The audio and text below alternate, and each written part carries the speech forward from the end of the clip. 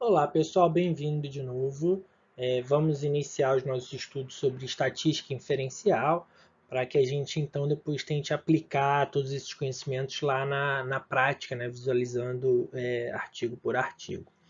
Enfim, estatística inferencial, então a gente já vem falando aí desse termo já em quase todas as nossas aulas, né, principalmente as últimas, já, né, que compreende então a estatística inferencial vai compreender a técnica, então a técnica estatística, né, por meio de quais as decisões serão tomadas, ok?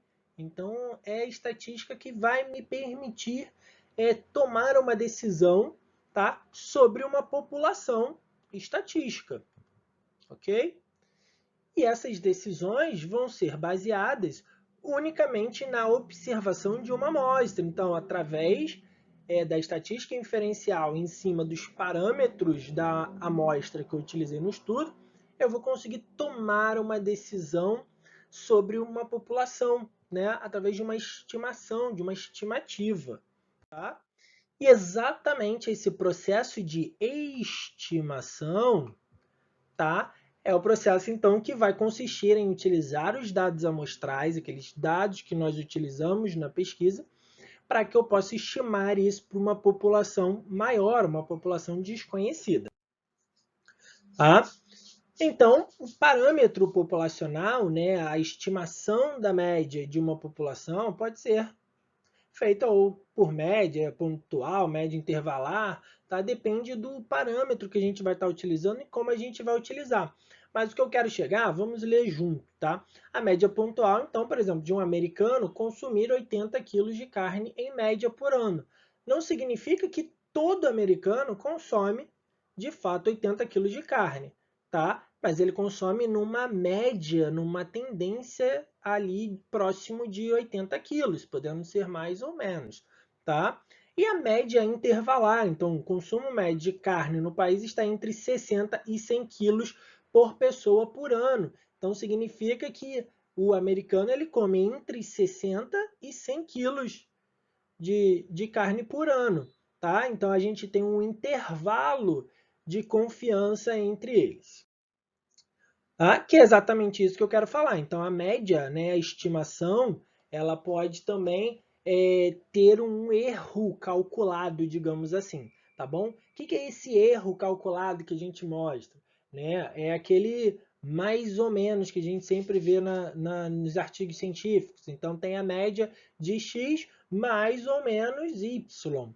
Né? Esse mais ou menos corresponde ao intervalo de confiança. Tá? Por exemplo, as pesquisas realizadas pelo Datafolha indicam de que a candidata, no caso aqui, Marta Suplicy, apresenta 37% das intenções de votos para a Prefeitura de São Paulo. E a margem de erro é de 3 pontos para mais ou para menos. Né? Então, significa que ela tem uma média de 37% de intenção de votos. Mas se a intenção de votos for 40 ou for 34, ou tiver entre 34 e 40, a gente está considerando como um erro calculado, como um erro estimado, digamos assim. Ok? Então, não é que 37 seria 37% a verdade, mas que talvez esse número real vai estar entre 34 e 40, próximo ali de 37%. Entenderam? Ok? Então vamos em frente. Então o intervalo de confiança, né, ele dá um intervalo de valores centrados na estatística amostral, no qual julgamos como um risco conhecido de erro, tá? De estar o parâmetro da população. Tá? Então, de estar a verdade ali vai estar dentro desse risco conhecido. Ok?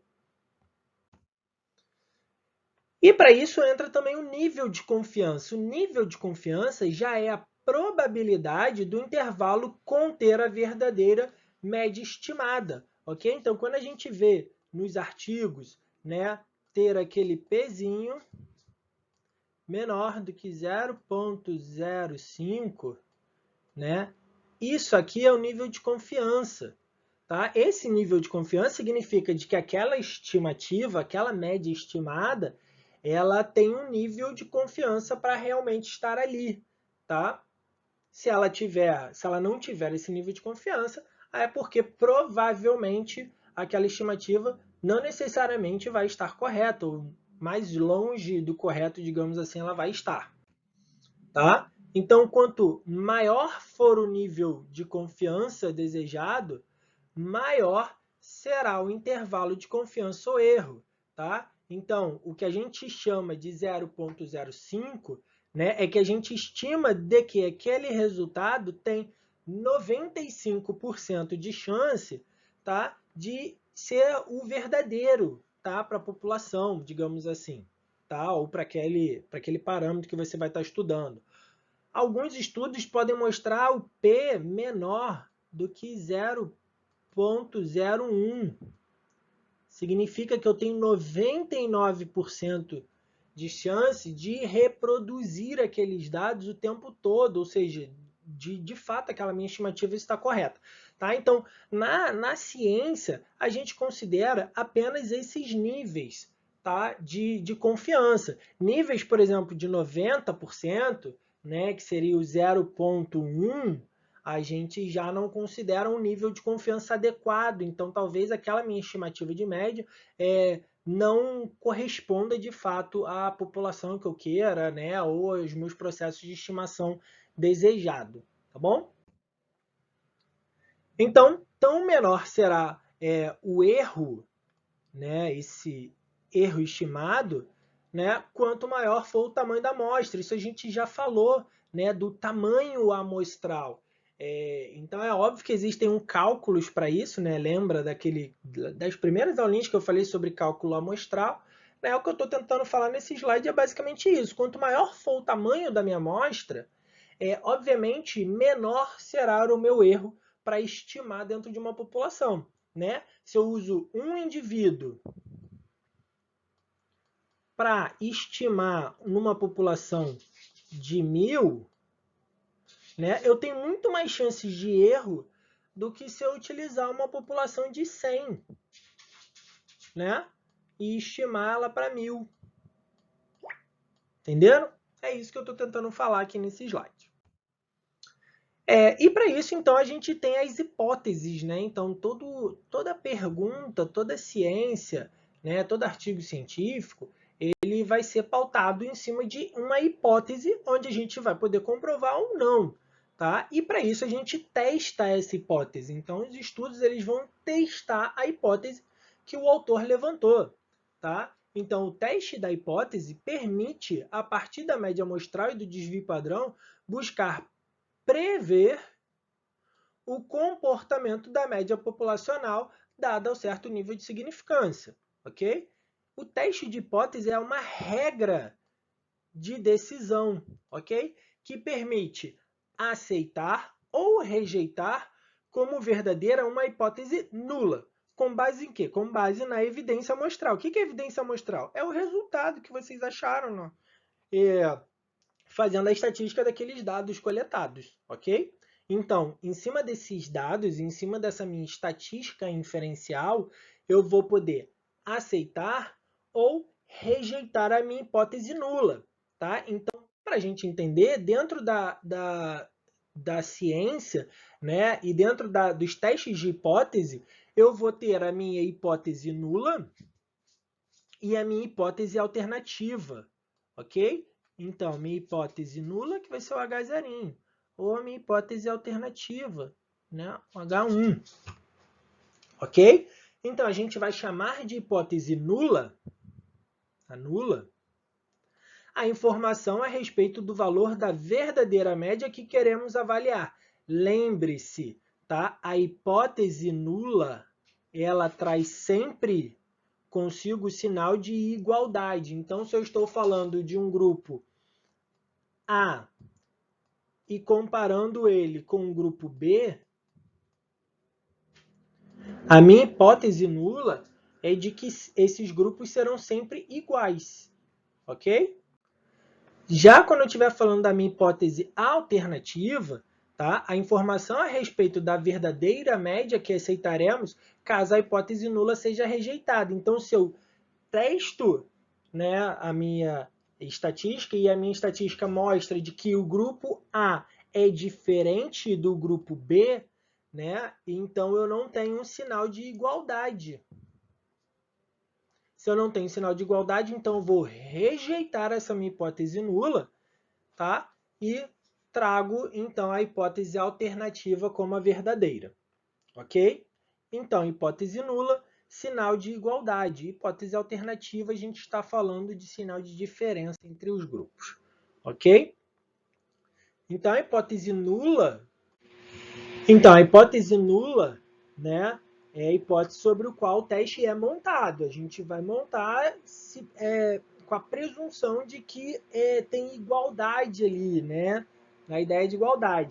Na maior parte dos casos, é a hipótese de que não há diferença, que eu acabei de falar, ok? Em geral, não é a hipótese que se deseja comprovar, porque geralmente a gente está sempre tentando ver se tal intervenção é melhor do que o tratamento convencional. Então, a minha hipótese que eu quero comprovar é de que elas são diferentes, porque o que eu estou estudando, eu imagino, eu estou hipotetizando de que seja melhor do que o convencional, digamos assim. Tá? Mas só para a gente entender do que quando eu estou falando de hipótese nula, eu estou falando de que esses casos não têm diferença entre eles. Tá? E as conclusões, então, possíveis quando a gente realiza um teste de hipótese é de rejeitar a hipótese nula, né? Ou seja, ir em favor da hipótese alternativa, ok? Ou de não rejeitar a minha hipótese nula, ou seja, a minha hipótese relativa, a minha hipótese alternativa está errada, né? Eu, de fato, não tenho diferença entre um grupo e outro, ok?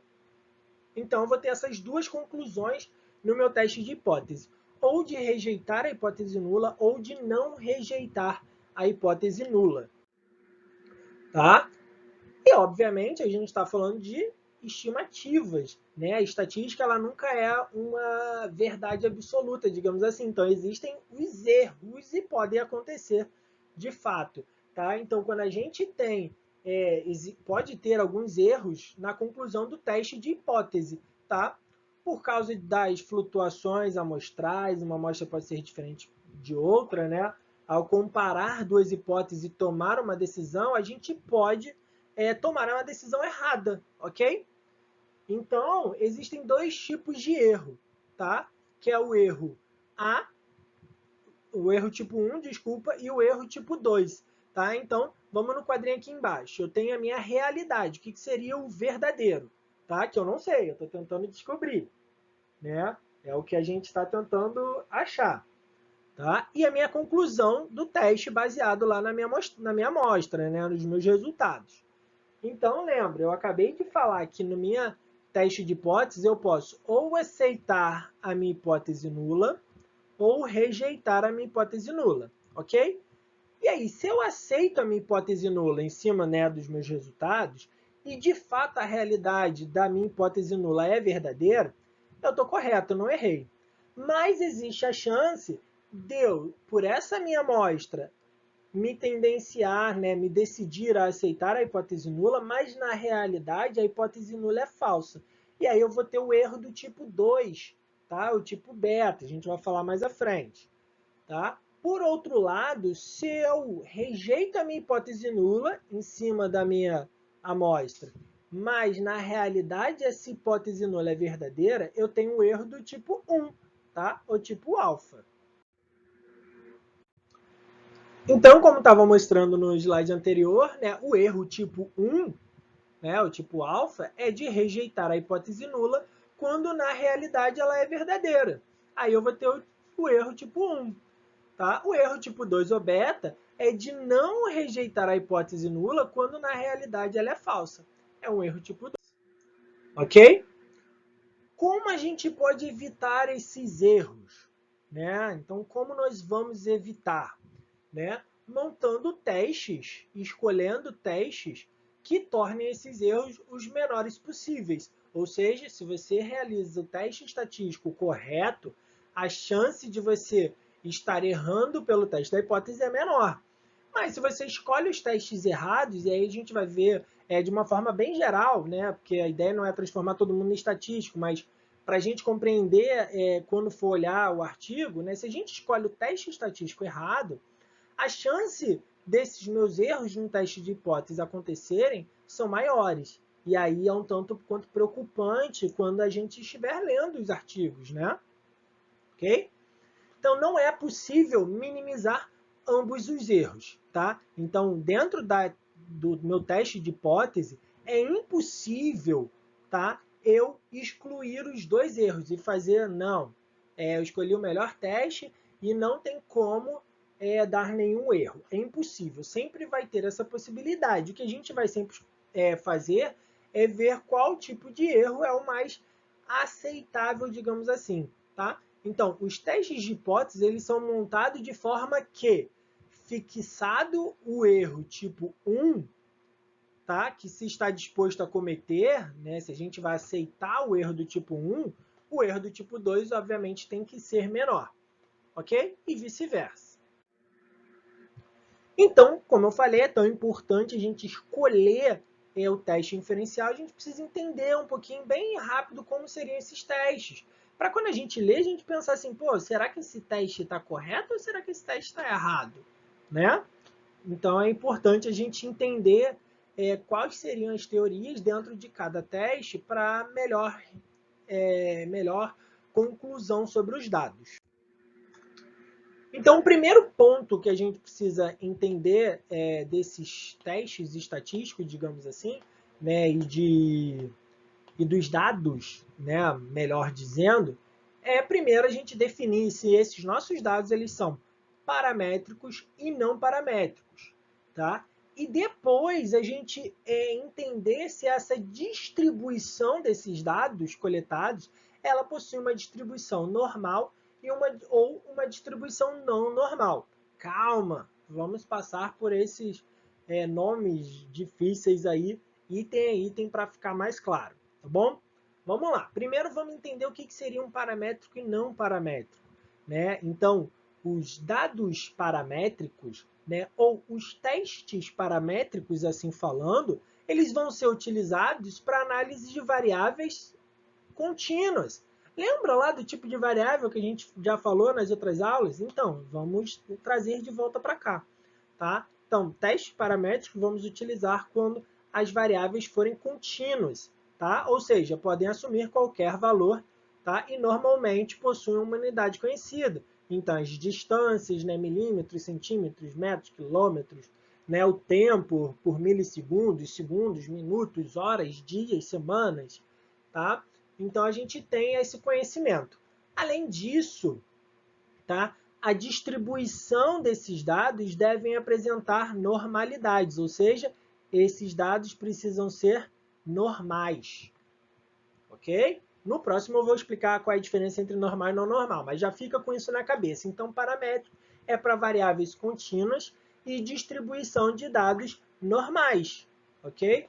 Ah, Felipe, tudo bem, minha análise eu estou fazendo com variável contínua, mas na distribuição de dados eles não apresentaram normalidade. Opa, vamos então para os testes não paramétricos, tá? Então, os testes não paramétricos vão ser utilizados para as análises de variáveis discretas. Então, se eu tenho uma variável discreta, eu já assumo de que eu preciso de um teste não paramétrico, ok? Ou está aqui escrito no finzinho, ó, os dados devem apresentar distribuição não normal. Então, realizei meu teste de normalidade, ele deu como não normal.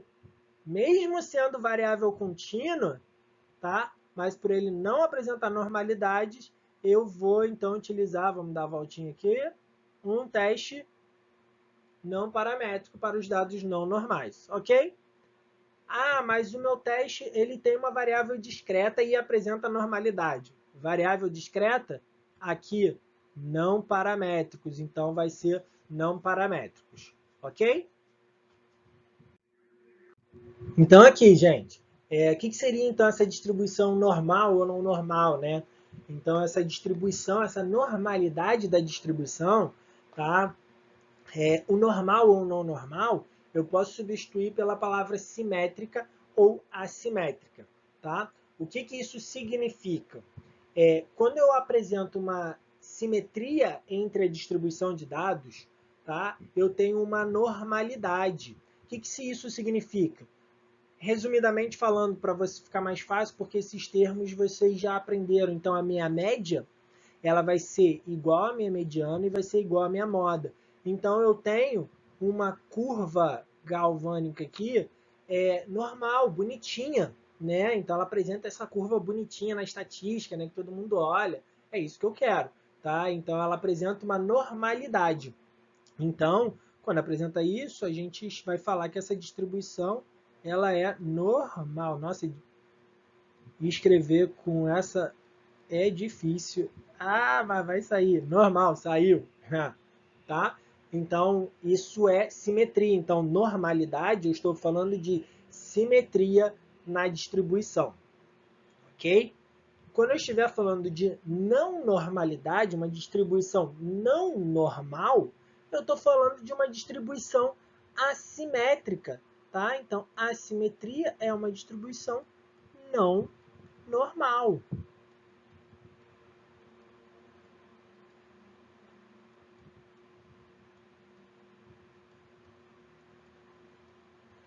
E vocês vão ver que podem ter aí a simetria para a direita, a simetria para a esquerda, quem for buscar mais a fundo. Tá? Não precisa se enlouquecer com relação a isso. O que a gente precisa entender? Quando a gente tem uma distribuição não normal e eu tenho aí uma simetria para a esquerda, né, a minha moda ela é menor do que a minha mediana, que é menor do que a minha média. E quando eu tenho a minha simetria para a direita, a minha média ela é menor do que a mediana e que é menor do que a moda. Tá? Independentemente disso, as duas distribuições são distribuições não normais. Tá bom? Essa é a grande diferença entre a distribuição normal e não normal. Tá? Então, uma tem simetria na sua distribuição e outra tem uma distribuição assimétrica. Então, é exatamente o que eu falei. A normalidade, né, a média é igual a mediana e igual a moda. E a não normal, ela pode ter um desvio para a esquerda, onde a moda vai ser menor do que a mediana e menor do que a média, ou para a direita, onde a média vai ser menor do que a mediana, que vai ser menor do que a moda. Tá? Mas o que a gente precisa gravar é a diferença entre o que é normal e o não normal, ok? Distribuição, normalidade, distribuição simétrica, não normalidade, distribuição assimétrica, ok? E aí, enfim, então, fazendo essas distribuições, a gente vai poder escolher o meu teste estatístico. Como eu vou escolher? Tá? Eu vou ter dois modos de análise, digamos assim. A primeira análise é o relacionamento entre as variáveis. Então, eu quero relacionar uma variável com a outra.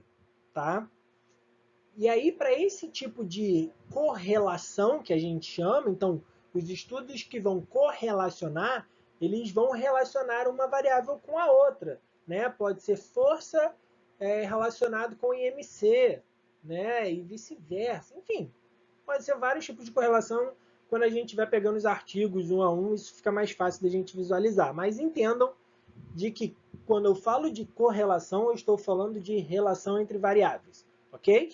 E eu vou poder utilizar dois tipos de testes, tá? Então, são os testes de correlação de Pearson e os testes de correlação de Spearman. Qual a diferença entre um e outro?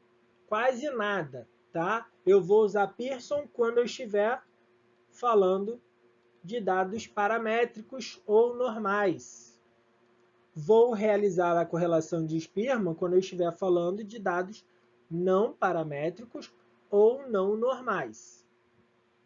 Ok? Para entender, então, quando eu correlaciono uma variável com a outra, né, eles me dão um coeficiente de correlação. O que significa isso? Esse coeficiente representa o quanto de relação uma variável possui com a outra, ok? Geralmente eles apresentam isso pela letra R, tá? O R quando é o Pearson ou o RHO quando é o Spearman, tá? Mas de uma forma geral os artigos apresentam como o R, ok? Esse R ele vai assumir sempre valores entre -1 e 1, tá? Então, uma relação negativa ou uma relação positiva, ok? O que eu quero que vocês entendam agora, tá? 1 significa a correlação perfeita positiva entre duas variáveis, tá? Então, o 1 ou o menos 1 é a perfeição da correlação. Uma está extremamente correlacionada com a outra. Se uma muda, a outra obrigatoriamente vai mudar na mesma intensidade, na mesma magnitude, tá? Quando se tem 1, ok? Então, maior vai ser o relacionamento entre essas variáveis, ou seja, maior vai ser a correlação entre elas, quanto mais próximo de 1 ou menos 1 ela vai estar, ok? E aí, quando eu falo de correlação positiva, ou seja, correlação com 1 positivo, eu estou falando de que quando uma variável aumenta, obrigatoriamente, né, a outra variável correlacionada também irá aumentar, tá? Então, ambas aumentam e ambas diminuem na mesma proporção, dependendo da correlação, ok? Quanto maior a correlação, maior essa magnitude. Mas, vamos lá, correlação positiva, exatamente isso. Uma aumenta, a outra aumenta. Uma diminui, a outra diminui, ok? Que é diferente de quando eu estiver falando de uma correlação negativa, ok? Quando eu estiver falando de menos 1. Então, o Rzinho ele é negativo e quanto mais próximo de menos 1 ele tiver, mais correlacionado ele também vai estar, ok? Mas de uma forma negativa. O que significa essa correlação negativa? Se uma variável aumenta, a outra variável diminui, ok? E se uma variável diminui, a outra variável aumenta. Então, isso é uma correlação negativa, ok? Uma outra análise que a gente pode estar fazendo desses dados não é a relação entre essas variáveis, mas a comparação entre elas, né? Então, eu vou comparar uma medida com a outra medida, ok? E aí, no mesmo esquema, se eu tiver essas medidas paramétricas, ok? Eu utilizo o teste T, ok? Utilizado para análise de um grupo de dados a uma medida pré-determinada, ou seja, frequência cardíaca de idosos ativos e a média da população brasileira.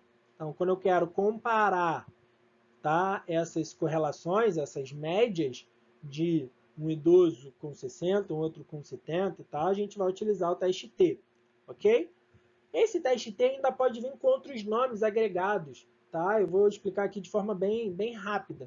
Então, para uso de dois grupos de dados dependentes, então os dados que a gente está utilizando, um dependem do outro, a gente vai usar o teste T, só que o teste T pareado. Então, ele vai vir com esse nomezinho, teste T pareado, tá? Ou seja, a frequência cardíaca de sedentários pré e pós-treinamento. Né? Então, a minha frequência cardíaca no momento pré, ela é dependente, né, do meu momento pós, desculpa, ela é dependente do meu momento pré, não é? Eu estou fazendo um treinamento ali, não tem como eu analisar de forma separada a minha média pós da minha média pré, né? Então, a gente vai estar utilizando o teste T pareado, tá? Então, quando vocês lerem lá teste T pareado, é exatamente porque os dados, né, um dependem do outro, eles são dependentes, ok? Ou no caso de dois grupos de dados independentes. Então, eles podem ser independentes. A gente vai usar o teste T independente, o nome já diz. Ou seja, diferença da frequência cardíaca entre nadadores e corredores. Né? A minha frequência cardíaca dos corredores não dependem da frequência cardíaca dos nadadores, correto? São duas coisas independentes. Tá? Aí eu vou usar, então, o teste T independente. Agora, se eu tenho, ainda falando de dados paramétricos, tá? Ainda não mudei, gente, prestem atenção nisso. Agora, se eu estou falando da comparação entre as medidas, mas eu possuo dois ou mais grupos, né? Ou dois ou mais momentos, tá? Eu posso ter o mesmo grupo, mas fazendo avaliações em 3, 4 momentos diferentes. tá? Eu vou utilizar não teste T, mas eu vou utilizar o que a gente chama de ANOVA.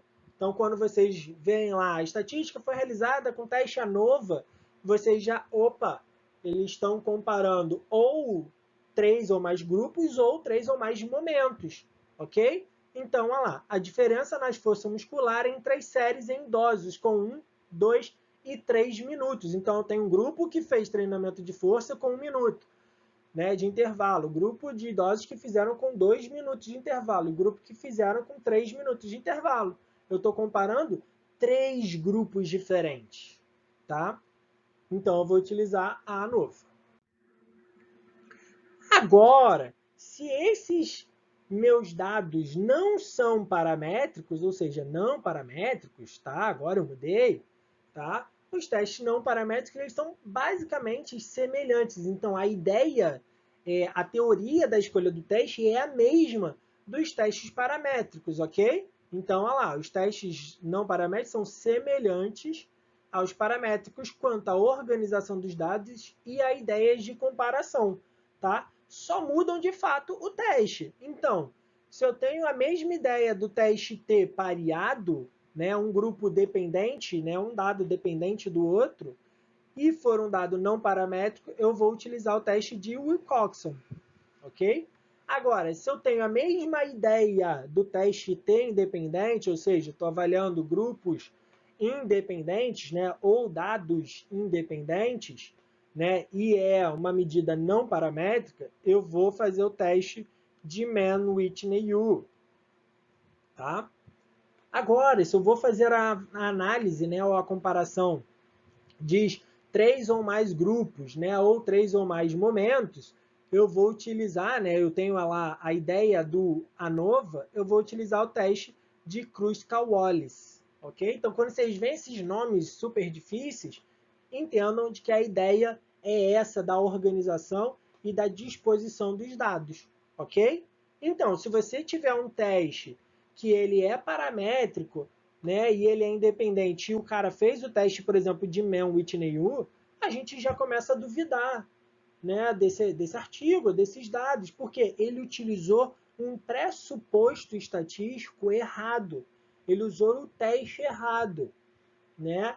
E pode acontecer de, às vezes, pesquisadores manipularem e realizarem diversos testes estatísticos até encontrar o que ele acredita que é, entendeu? E não de fato que é verdadeiro.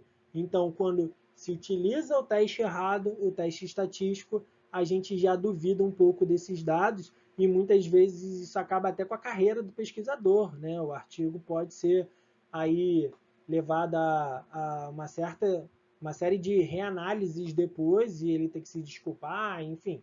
Tem uma série de preceitos aí dentro do mundo da ciência que corre o risco desse pesquisador. E é um risco de você utilizar esses dados da forma errada, né? Se a estatística estiver errada, a gente não está minimizando os erros possíveis, ok? Que a estatística traz para a gente.